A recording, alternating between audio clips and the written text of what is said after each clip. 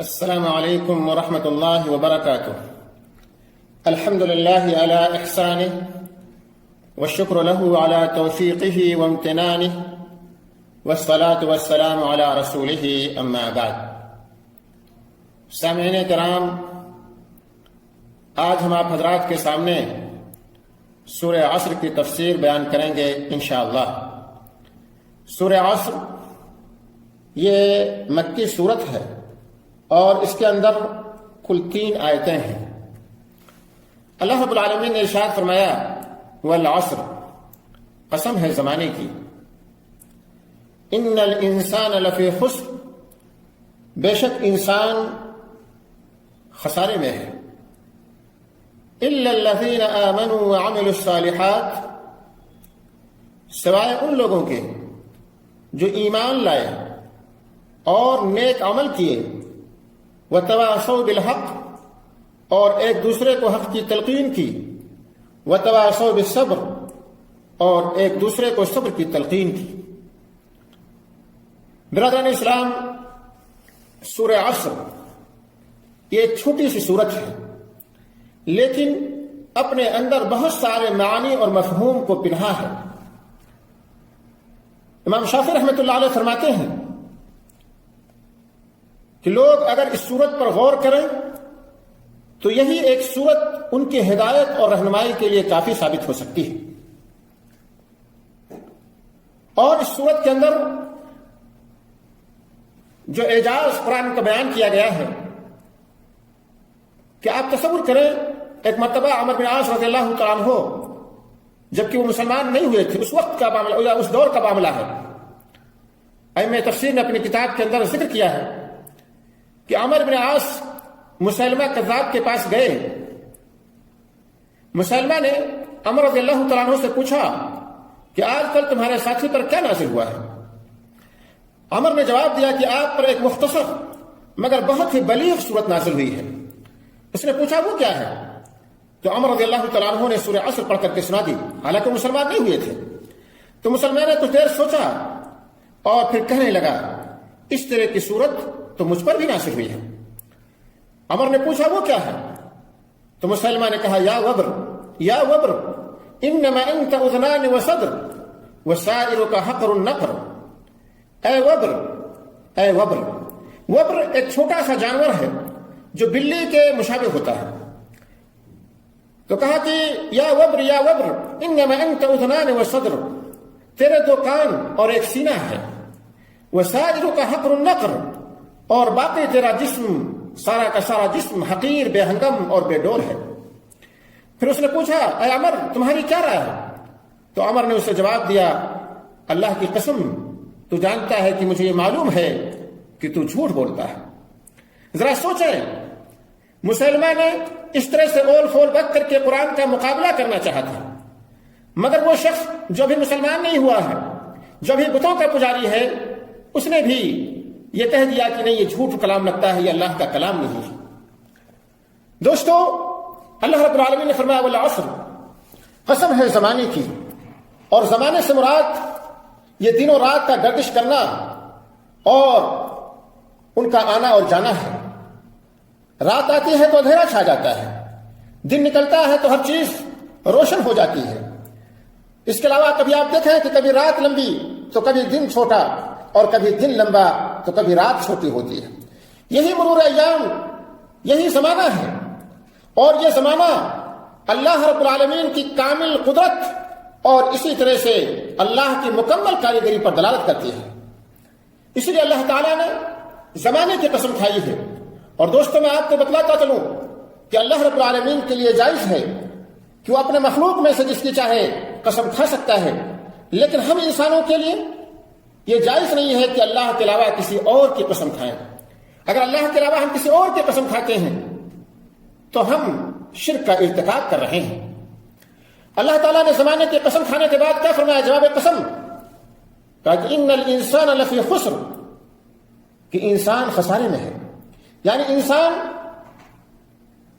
اس دنیا کے اندر جتنے بھی پائے جاتے ہیں وہ سارے کے سارے خسارے میں ہیں۔ اور آپ دیکھیں کہ انسان کا خسارہ اور انسان کی ہلاکت واضح ہے۔ جب تک وہ زندہ رہتا ہے اس دنیا کے اندر اس کے دن اور رات سخت محنت میں گزرتے ہیں، اور جب موت سے ہمکنار ہو جاتا ہے تو موت کے بعد بھی آرام اور راحت نصیب نہیں ہوتی ہے، بلکہ وہ شخص جہنم کا ایندھن بن جاتا ہے۔ پھر فرمایا الا الذین آمنوا، مگر وہ انسان خسارے سے مستثنیٰ ہیں جن کے اندر یہ 4 خصلتیں پائی جائیں، جن کے اندر یہ 4 صفتیں پائی جائیں وہ خسارے سے محفوظ لوگ ہیں۔ نمبر 1 الا الذین آمنوا، مگر جو لوگ ایمان لائے۔ ایمان کا مطلب کیا ہے؟ کہ آپ اللہ رب العالمین پر دل سے اعتقاد رکھیں اور زبان سے اقرار کریں اور اپنے اعضاء سے عمل کریں۔ فإلا الذین آمنوا، مگر جو لوگ ایمان لائے، وعملوا الصالحات، اور نیک عمل کیے۔ عمل صالح کسے کہا جاتا ہے؟ کیا جس کو ہم اور آپ، یا جس کا جو ہمارا اور آپ کا دماغ اور مزاج جس کو اچھا سمجھے وہ اچھا عمل ہوتا ہے، یا اس کے کچھ اصول اور ضوابط ہیں؟ دوستو یاد رکھو، اللہ رب العالمین نے ہماری اور آپ کی مرضی پر اس کو نہیں چھوڑا ہے، بلکہ کوئی بھی عمل اسی صورت میں صالح مانا جائے گا جب اس کے اندر 2 صفتیں پائی جائیں، جب اس کے اندر 2 شرطیں پائی جائیں۔ پہلی شرط یہ ہے کہ وہ عمل خالص اللہ رب العالمین کی رضا کے لیے کیا جائے، اللہ رب العالمین کی خوشنودی کے لیے کیا جائے، جس کے اندر اخلاص پایا جائے۔ اور دوسری شرط یہ ہے کہ وہ عمل خالص پیارے حبیب محمد رسول اللہ صلی اللہ علیہ وسلم کے بتلائے ہوئے طریقے کے مطابق ہو۔ اگر اخلاص پایا جاتا ہے لیکن پیارے حبیب محمد رسول اللہ صلی اللہ علیہ وسلم کے بتلائے ہوئے طریقے کے مطابق نہیں ہے تو وہ عمل صالح نہیں ہے۔ یا اسی طرح سے عمل پیارے حبیب صلی اللہ علیہ وسلم کے بتلائے ہوئے طریقے کے مطابق کیا جا رہا ہے لیکن اس کے اندر اخلاص نہیں پایا جا رہا ہے، تب بھی وہ عمل صالح نہیں ہے۔ تو عمل صالح وہ عمل ہوتا ہے جس میں اخلاص پایا جائے اور پیارے حبیب محمد رسول اللہ صلی اللہ علیہ وسلم کے بتلائے ہوئے طریقے کے مطابق ہو۔ تیسری شرط کیا ہے یا تیسری صفت کیا ہے؟ وَتَوَاصَوْا بِالْحَقِّ، جو ایک دوسرے کو حق بات کی وصیت کرتے ہیں۔ حق بات سے یہاں کیا مراد ہے؟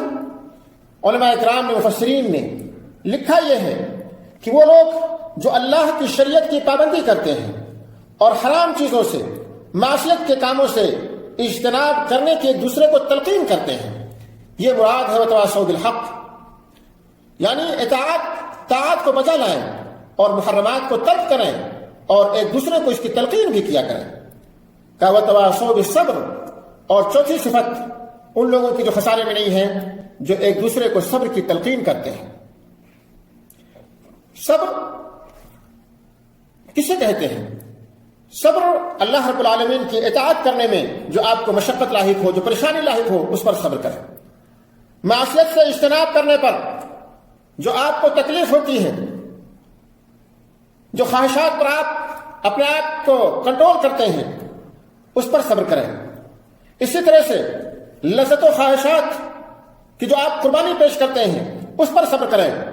اور اسی طرح سے اللہ رب العالمین نے جو آپ کی تقدیر میں لکھا ہے کہ جو مصیبتیں آپ کے اوپر آتی ہیں، بس اوقات آپ بیماری میں مبتلا ہو جاتے ہیں، آپ کے بچے بیماری میں مبتلا ہو جاتے ہیں، کسی حادثے کا شکار ہو جاتے ہیں، رزق میں کسی طرح کی تنگی پیدا کر دی جاتی ہے، ان تمام چیزوں پر آپ صبر کریں۔